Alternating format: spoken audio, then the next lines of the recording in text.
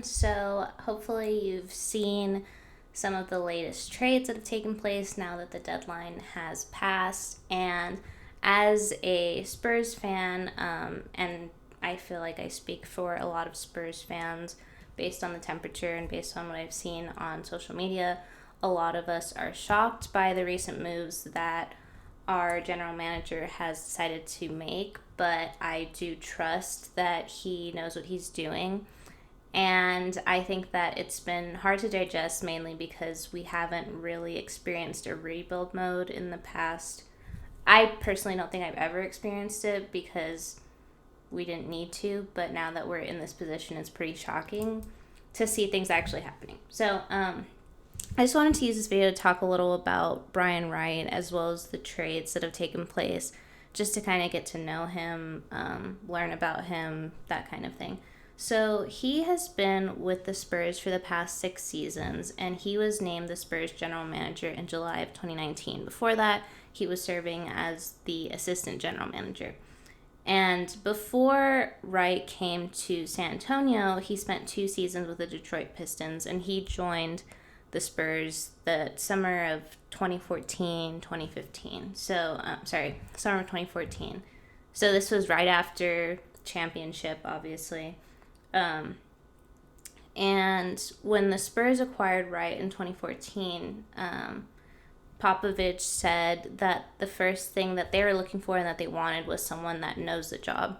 And to quote Popovich, he said that Brian Wright was a very good organizer and judge of talent. On top of that, he's got a way about him that's impressive in the sense that he's a team player. He's willing to be just participatory in what he does. We have a very participatory program. It's not management over here, coaches over there. We mesh very well, that kind of thing. So he really wanted somebody that he could work with, and I know that that's kind of the culture that the Spurs have fostered for years. You know, RC before was in this role and worked very closely with Pop, and I'm sure that, they equally have a heavy hand in the decisions that are made for this team. Before Wright worked with the Pistons, he worked with the Magic for 8 seasons, and he started working for the Magic as an intern in 2006.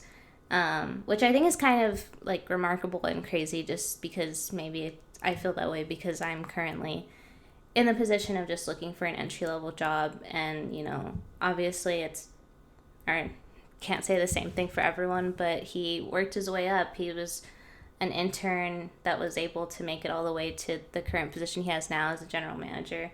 So he's worked really hard to get where he is, and he's had tons of years of experience, so I definitely trust that he knows what he's doing, definitely better than probably people on Twitter who are mad.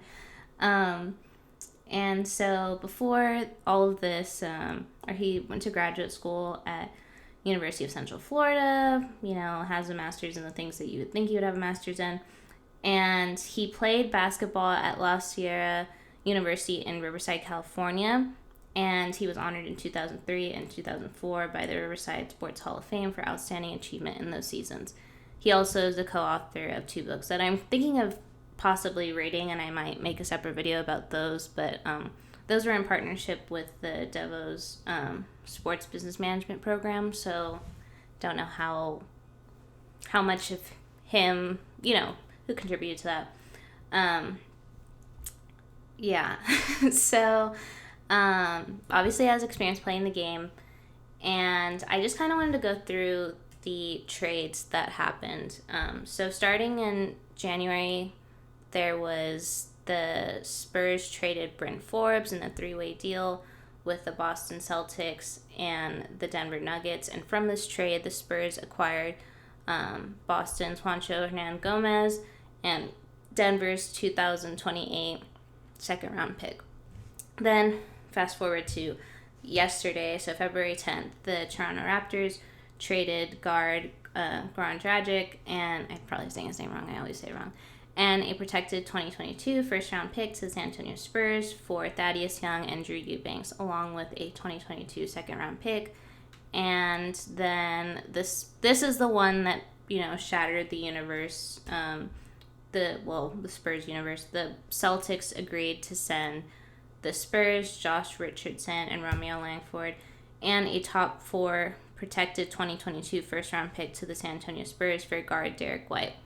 And out of all these trades, I mean, I agree with everything that happened, and I think the one that hurt the most was White. Honestly, even Eubanks, because just to get to see his growth over the past 4 years that they had him, and going back to just, these are real people, and obviously he wasn't like a Jokic, like he wasn't the best player ever, but that they're real people and they have real families, and to see anyone's growth is amazing. And just to, it sounds like a mom or something, but just for somebody to be able to make it into the NBA is an accomplishment in itself.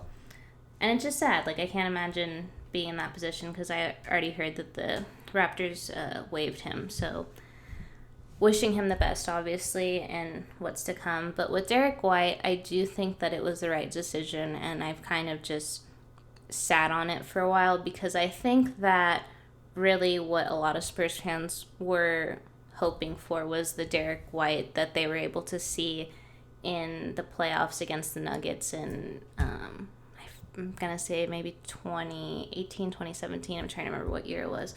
But that Derek White just never, it didn't continue to progress. And he was 27, facing a lot of injuries, and like, you knew he was going to put his all into the game, and he did, but it's just, they were not seeing the results that they needed to keep him around. And I know that he had value, and that's why they had to do what they had to do. And at the end of the day, it is just a business, and it's not anything against their character. It's just the way things have to go at times. And I also was just reviewing the message that Brian Wright did following the 2021 NBA draft, which, again, a lot of people are upset about Josh Primo, but I see a really bright future in someone like him that they were willing to take a chance on. And this is kind of a little pull-out quote that I got, a little quote I got from the interview. Brian Wright said, "Really excited about what we were able to do. Went into the draft prioritizing improving, best player available, and best potential long-term ceiling." And that's what they believe that they were able to accomplish in signing Primo and Wisekamp this past draft. And I do think that he has an eye for that kind of thing. Primo has something in him that I don't feel like is teachable, or coachable, maybe is a better word. When you see him on the court, he looks confident. That was kind of, people won't agree with me on this, but somebody like Kyle Anderson, I didn't like the way Kyle Anderson played, because I felt like he looked timid all the time. He didn't look comfortable, and like, I know slow-mo's his whole deal, but I just didn't, that wasn't really what I hated, disliked about the way he played, but I just didn't like how uncomfortable he looked. And I mean, what am I to say? I can't even dribble a basketball.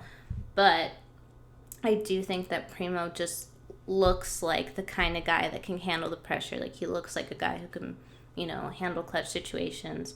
And I've been saying that for a long time. The Spurs really needed a clutch player, and they weren't able to count on somebody like DeMar all the time.